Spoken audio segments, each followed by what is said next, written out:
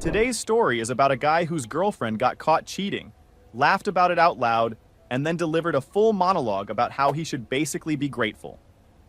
Her words, not mine. She told him he'd never find anyone like her again. He didn't argue. He didn't beg. He left. And about a year later, he's standing in Brussels, Belgium, not some suburb, watching his new girlfriend do a fashion shoot for a European campaign. She'd had a crush on him since high school, by the way. I promise this one is worth every minute. Let's get into it.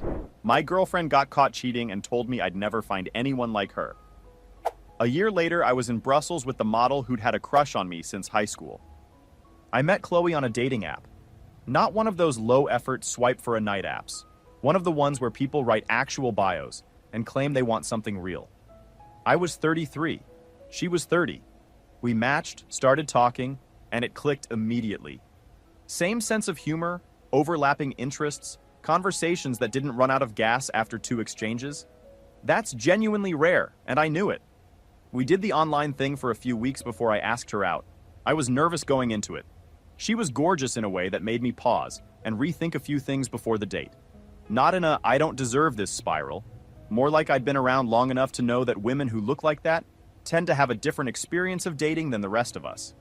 Lots of options. Constant attention. A different set of calculations running in the background.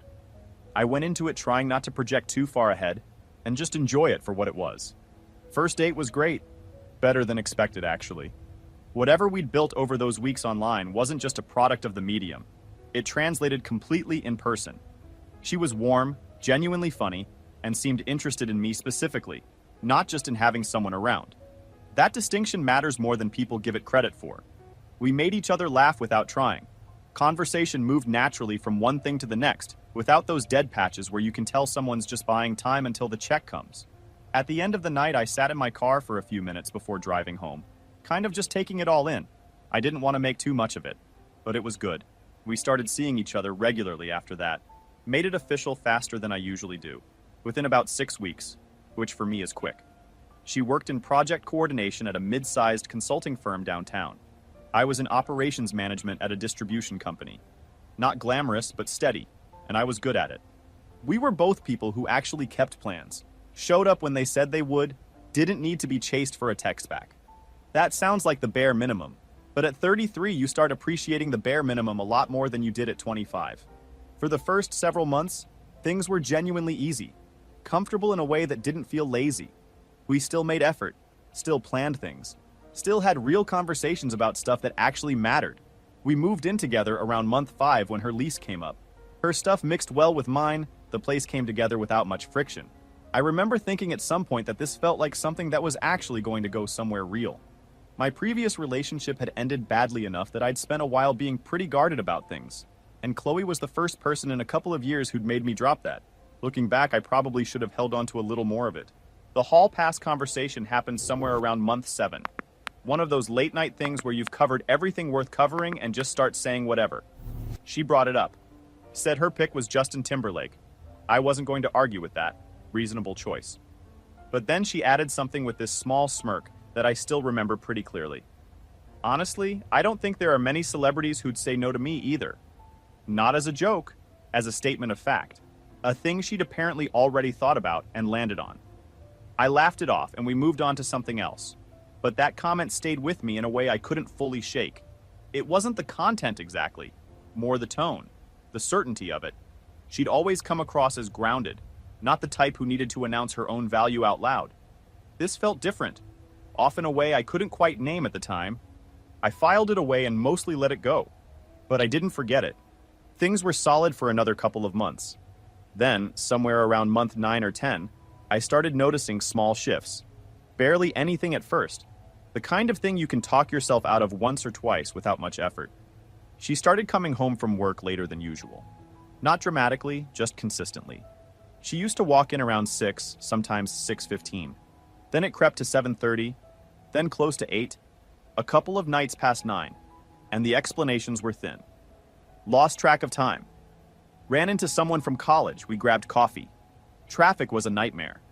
Vague, short, no follow-up.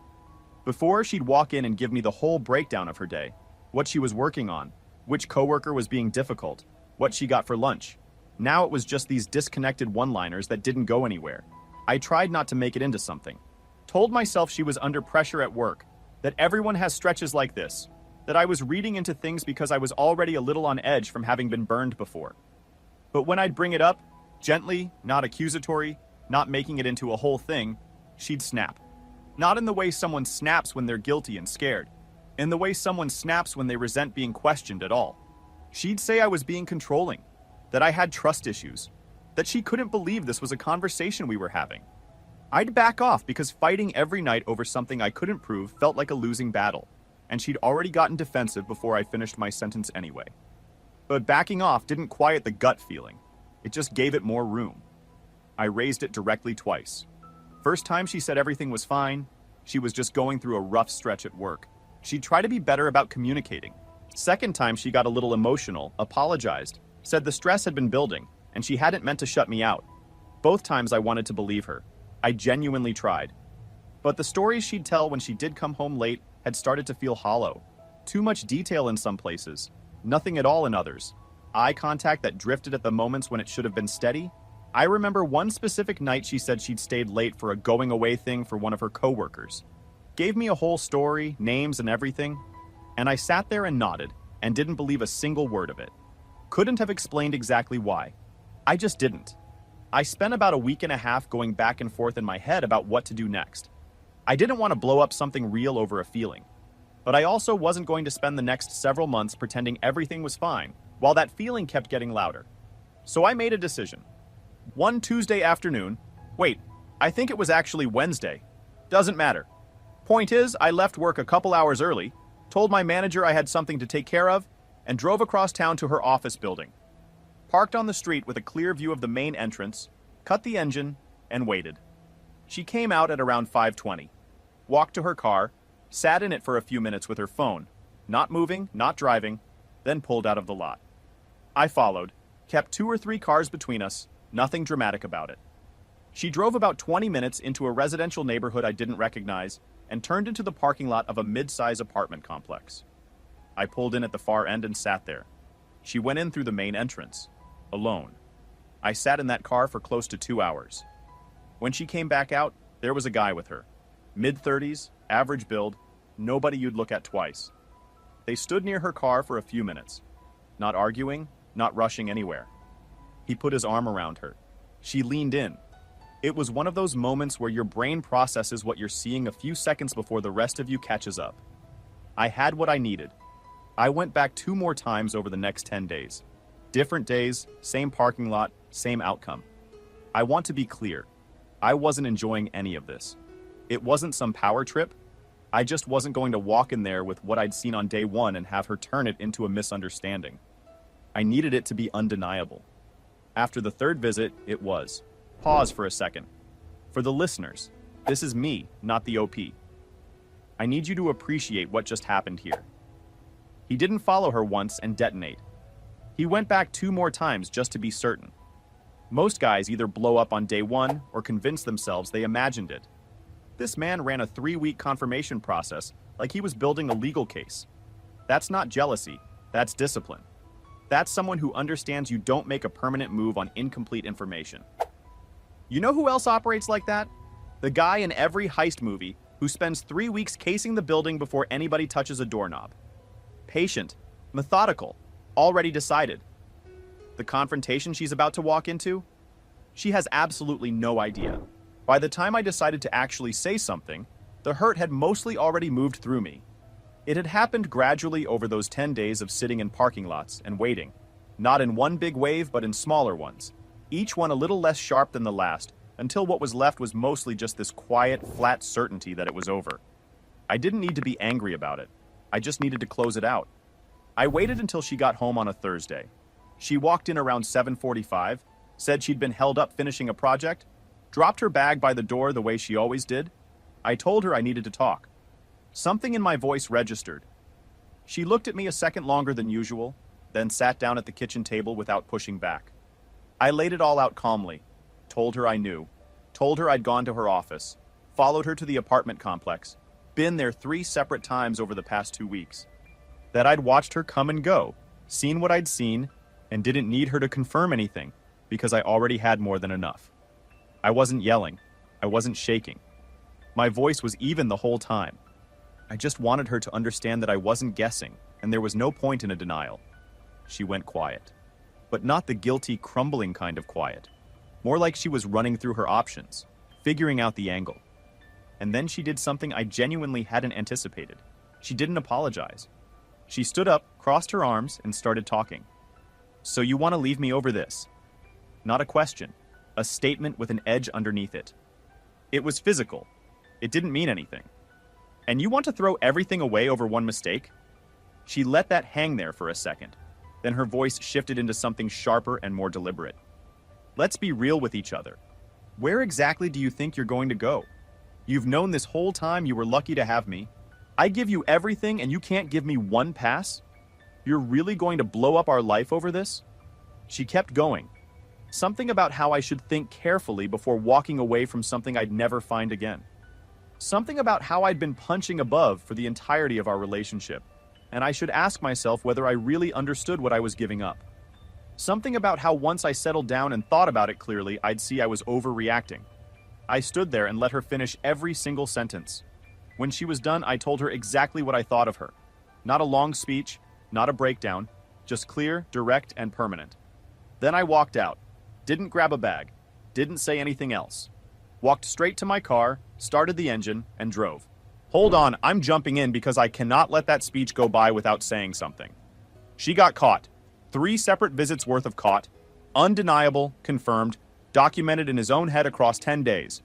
And her response was to stand up and deliver a lecture about gratitude. I'm calling her the valedictorian of terrible takes, and I am not walking that back. Because that whole monologue, that's the scene in every movie where the villain starts explaining why they've already won. Right before the next 5 minutes happen and everything collapses.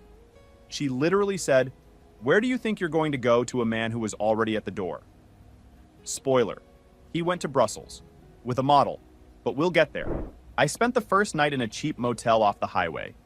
Small room, one of those parking lot facing windows with a view of the dumpsters, a mattress that had clearly abandoned its original purpose years ago. I tried the TV for a while, kept hitting the wrong button on the remote, which was held together with what I think was a hair tie. Eventually gave up and just laid there in the dark. I didn't sleep much. Went back over the confrontation in my head, not because I was second-guessing anything. The decision was already made and I wasn't undoing it, but because I could not get over the speech. The actual content of it. The confidence. I kept waiting for some version of it to come back to me that made even partial sense. Nothing did. She'd had every possible response available to her, and she'd picked that one. That was a choice. The next morning, I drove back to the apartment to grab essentials. Figured she'd be at work. She wasn't. She'd clearly had a rough night too. You could see it on her. But the second I walked in, she composed herself and said, with this small, smug smile, "I knew you'd come back." I didn't respond. Went straight to the bedroom, packed a bag with clothes, my laptop, chargers, some documents I needed. She stood in the hallway the whole time and watched without saying much.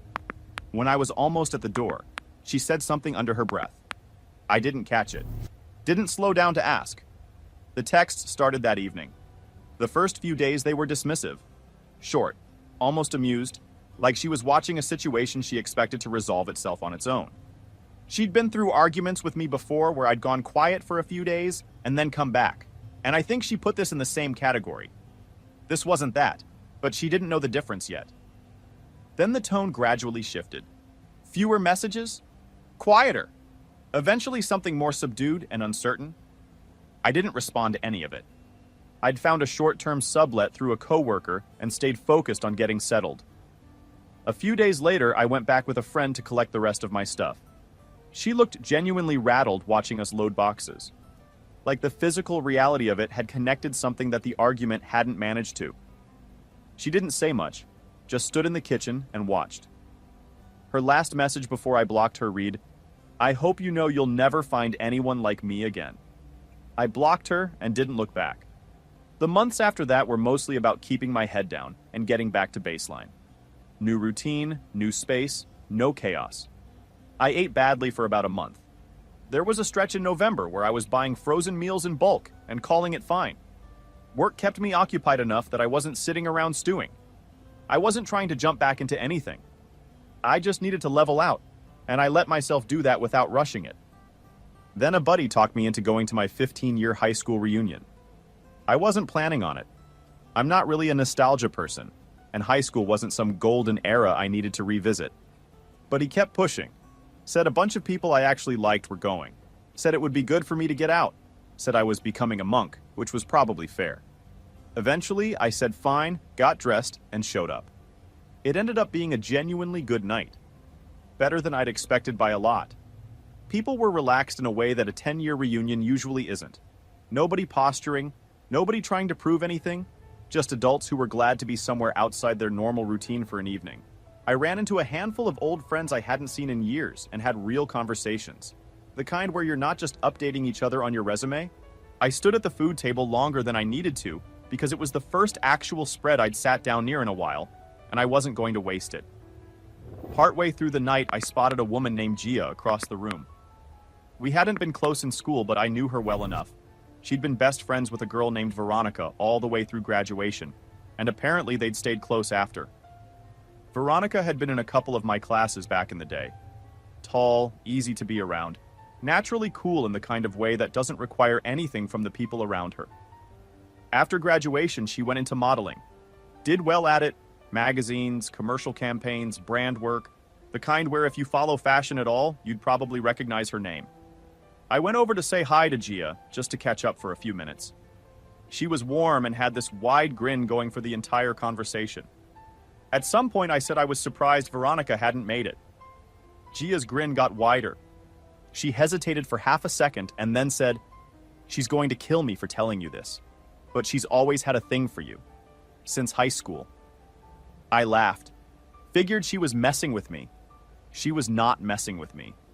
She explained that Veronica had specifically asked her to go to the reunion and check in on me. Her actual instructions apparently were something along the lines of, see if he's still around, find out if he looks okay, find out if he's with someone. Gia said she'd already texted Veronica a photo of me from across the room earlier that evening. I told her that was flattering, but realistically, there was no universe where Veronica had carried a thing for me from high school through a full modeling career. We'd been friendly, sure, but not particularly close. She'd been in a completely different orbit socially. Gia just shrugged. Believe what you want. She asked me to come. I spent the rest of the night acting like I wasn't thinking about it as much as I was. Wait. For the listeners, this is me, not the OP. I just need a second here.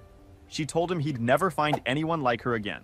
8 months later, a woman whose full-time career involves being photographed for European fashion campaigns sends a personal representative to a high school reunion specifically to check if he's still attractive and available.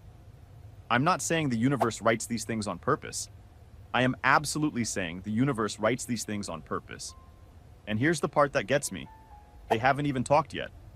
Brussels is still coming. Just stay with me on this one. I sat with it for a couple of days after the reunion. Then I just went for it, found Veronica on Instagram and sent her a message. Kept it short, just said, hey, Gia mentioned she'd seen me at the reunion and passed it along, good to reconnect. Gave Gia a heads up that I'd done it so the message wouldn't disappear into a request folder she never checked. Then I waited. 4 days of nothing. By day 4, I'd basically let it go. Figured Gia had gotten excited and overstated things, or Veronica had been polite about it when they talked, but wasn't actually interested enough to follow through. On day 5, the reply came in. She was enthusiastic, not in a trying too hard way. Genuinely excited, lots of words, catching up energy right out of the gate. We started going back and forth and it felt immediately like two people who'd been meaning to have this conversation for a while and just hadn't gotten around to it. After a few days of that, she said she was tired of typing and asked if I wanted to switch to FaceTime. I had no objection to that. We started video calling almost every day. She was in Brussels at the time, working on a campaign for a European fashion brand. She'd show me around wherever she happened to be. Lobby of her hotel, a street she walked every morning to get to set. Once she propped her phone against something on a cafe table outside, and we talked for close to 2 hours while she ate, and I was technically supposed to be on a lunch break back home. Easy. No performance, no sense of anyone managing an impression. She asked genuine questions. She remembered what I'd told her the day before. She had opinions about things and wasn't afraid to push back on mine, which I appreciated more than I expected to. Just two people in completely different countries, figuring out they actually liked each other more than they'd expected. There was one video call somewhere around week 3 where she was having a bad day. Something had gone sideways on set, some logistical thing she was venting about. And I remember thinking midway through the conversation that this was the part of the dynamic that actually matters. Not the good days where everything's easy and both people are at their best. The days when someone's annoyed and tired and not performing anything. She was real in that call. Didn't try to pivot to something lighter or wrap it up when the vibe got a little heavy. Just talked through it and then moved on. I liked that a lot. After a few weeks of daily calls, the line between reconnecting and actually being together got blurry enough that I just asked her directly what we were doing. She laughed, not nervous, more like relieved someone had finally said it out loud, and told me she wanted more than just friends. I asked if she wanted to be my girlfriend. She said yes without hesitating. No, let's just see where this goes. No hedging, no condition attached to it. Just yes. The distance was the obvious problem. She traveled constantly for work, and I was stateside with my job and my routine. I'd done long distance once before in my late 20s, and it had been miserable. The kind where you're technically together, but you're really just trading resentment across time zones until someone finally says what you've both been thinking for months. I wasn't eager to go through that version again, but something about this felt different enough that I wasn't willing to let logistics be the reason it never got a real shot. So I looked up flights and booked one.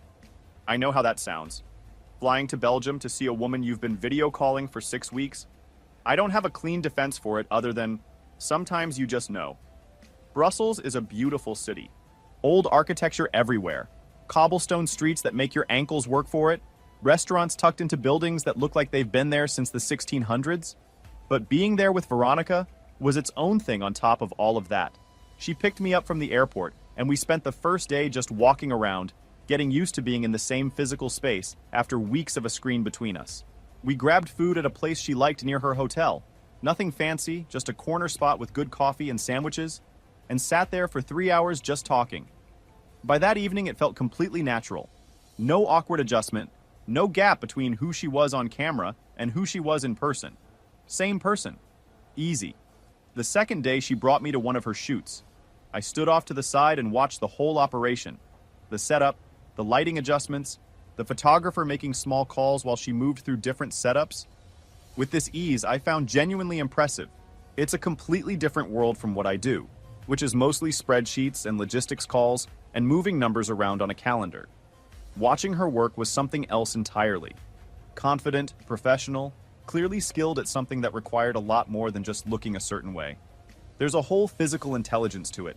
The way she'd adjust her posture between frames, the way she'd find her mark without being told twice, the way she stayed relaxed during the longer setup periods, instead of getting visibly restless the way some people do when they're being watched. Between setups, she'd come over and sit with me for a few minutes, and we'd just talk quietly while the crew reset. Same person she'd been on every FaceTime. Grounded. No separate version of herself that required a different presentation. I took photos throughout the day. Nothing formal. Candids. The location. A couple of her laughing at something the photographer said. That evening back at the hotel, I posted a handful of them to my Instagram close friends story. Small group. People I actually kept in touch with. Didn't think twice about it. I definitely should have checked that list before posting. Yo, time out.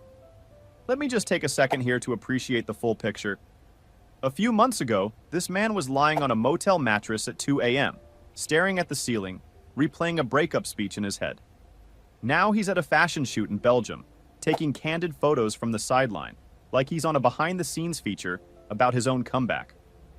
I'm not saying life always works out like this. I'm saying it worked out spectacularly in this specific case. Anyway, he made one small administrative error right here. Left someone on a list they had absolutely no business being on. And that someone is about to spend 10 very uncomfortable minutes staring at a typing indicator trying to figure out what to say. Pull up a chair. Chloe messaged me a few hours after the post went up. We hadn't had any contact in close to a year. Her message said, "Who's that? Why are you playing groupie?" with a laughing emoji. Like it was a funny observation, like she was watching something amusing from a comfortable distance. I looked at it for a few seconds. Then I typed back, "That's my girlfriend." Nothing else. Put my phone face down on the nightstand. She was typing within 30 seconds. I could see the indicator pop up. Then it disappeared. Then it came back. Then it went away again. This kept going for close to 10 minutes. Whatever she was writing, she kept deleting it and starting over. Eventually, she sent, "Sure." I picked my phone back up. I wrote, "You don't have to believe me, but if you thought you were out of my league, Veronica's out of this world." Then I added one more line underneath. "How's your guy from back then doing anyway?" She read it. The receipt showed up immediately. No response came. I blocked her on Instagram and closed the app. Was it petty? A little, probably. I'll own that. But she'd spent the last year operating on the certainty that her parting line, "You'll never find anyone like me again," had lodged somewhere inside me and was doing exactly what she'd intended. I wanted her to know it hadn't. I wanted to close that door in a way that was final, not just quiet. "Okay, let me run the tape back one time." She said he'd never find anyone like her again. He found someone whose full-time career involves being photographed for campaigns that run on buildings in major European cities. She said he'd been punching above his weight. He went to Brussels. She asked, "Where do you think you're going to go?" And the answer turned out to be exactly where he wanted, on his own schedule, at his own pace. That final message was clean, the block was clean, and she spent 10 minutes trying to write back and couldn't finish it. That's not petty. That's just a very satisfying last word. Final update. Veronica and I have been together since Brussels. The distance worked itself out gradually.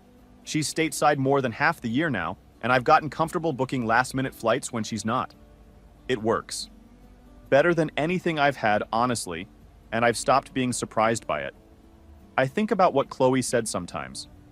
Not because it still has any weight, more because it's kind of funny in retrospect. She was so completely certain that she was the ceiling.